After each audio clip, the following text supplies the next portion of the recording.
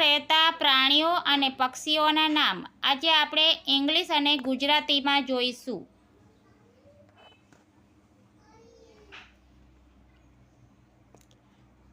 આ છે flying fish, જેને ઇંગ્લિશમાં પણ ફ્લાઇંગ ફિશ કહેવામાં આવે છે.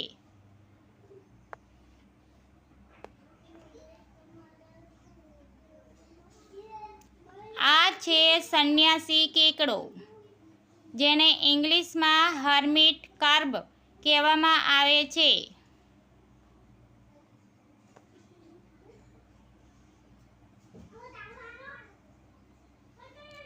આ છે બામ માછલી, જે સાપ જેવી હોય છે, જેને ઇંગ્લિશમાં ઈલ ફિશ કહેવામાં આવે છે.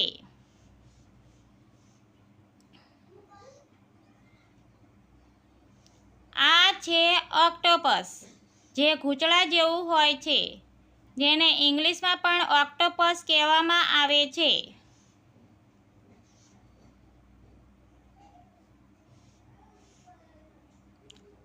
આ છે લોબસ્ટર, જેને ઇંગ્લિશમાં પણ લોબસ્ટર કહેવામાં આવે છે.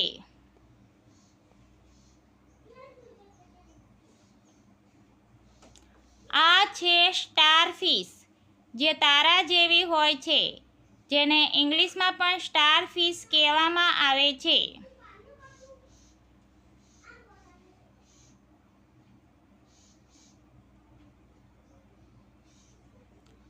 આ છે જેલીફિશ, જે ઇંગ્લિશમાં પણ જેલીફિશ જ કહેવામાં આવે છે.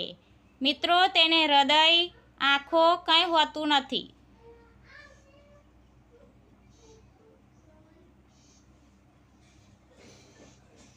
આ છે પેંગ્વિન, જેને ઇંગ્લિશમાં પેંગ્વિન કહેવામાં આવે છે.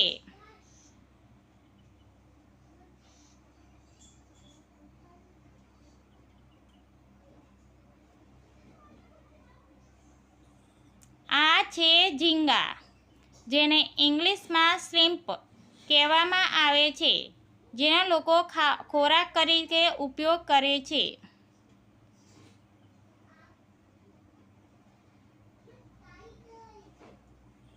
આ છે કરચલો, જેને ક્રેબ કહેવામાં આવે છે.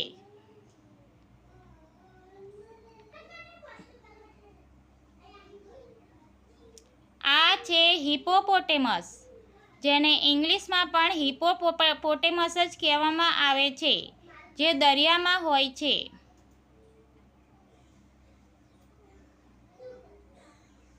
આ છે મગર, મગરને ક્રોકોડીલ કહેવામાં આવે છે.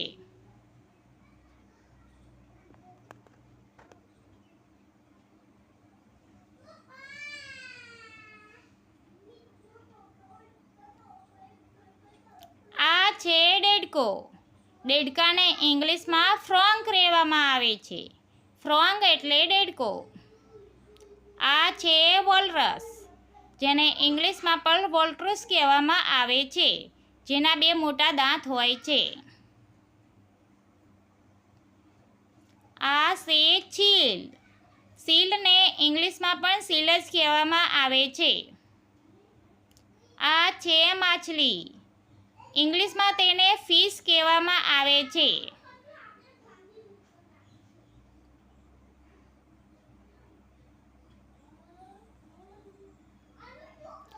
આ છે શાર્ક, શાર્કને 3 દાંત હોય છે, જેને ઇંગ્લિશમાં પણ શાર્ક જ કહેવામાં આવે છે.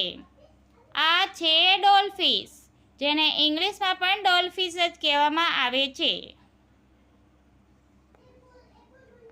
આ છે વેલ, જેને ઇંગ્લિશમાં પણ વેલ જ કહેવામાં આવે છે, જે દરિયાઈ મોટી માછલી છે. આ છે કાચબો, જેને ટર્ટલ જ કહેવામાં આવે છે. ટર્ટલ એટલે કાચબો. મિત્રો, વિડીયો ગમે તો સબસ્ક્રાઈબ કરો, શેર કરો અને લાઈક કરો. Thank you.